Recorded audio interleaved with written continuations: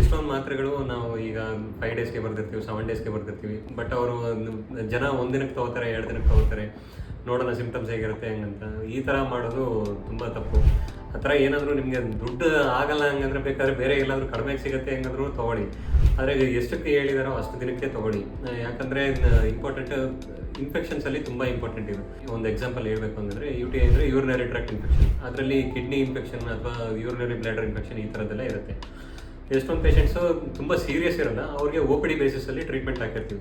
OPDಯಲ್ಲಿ treatment ಹಾಕ್ತೀವಿ ಅಂದರೆ tablets ಅಷ್ಟೇ ಹಾಕಿರ್ತೀವಿ, 1 ಇಂಜೆಕ್ಷನ್ ಹಾಕಿರ್ತೀವಿ ಮತ್ತು ಉಳಿದ ದಿನಕ್ಕೆ ಟ್ಯಾಬ್ಲೆಟ್ಸ್ ಹಾಕಿರ್ತೀವಿ. ಈಗ ಈ ಆ್ಯಂಟಿಬಯೋಟಿಕ್ಸ್ ಎಲ್ಲ ಏನು ಮಾಡ್ತಾರೆ ಜನ, 1 ದಿನ ತೊಗೋತಾರೆ, 2 ದಿನ ತೊಗೋತಾರೆ. ಆ್ಯಕ್ಚುಲಿ ಇಂಪ್ರೂವ್ ಆಗುತ್ತೆ, 1 ದಿನಕ್ಕೆ 2 ದಿನಕ್ಕೆ ಸಿಮ್ಟಮ್ಸ್ ಎಲ್ಲ ಕಮ್ಮಿ ಆಗುತ್ತೆ.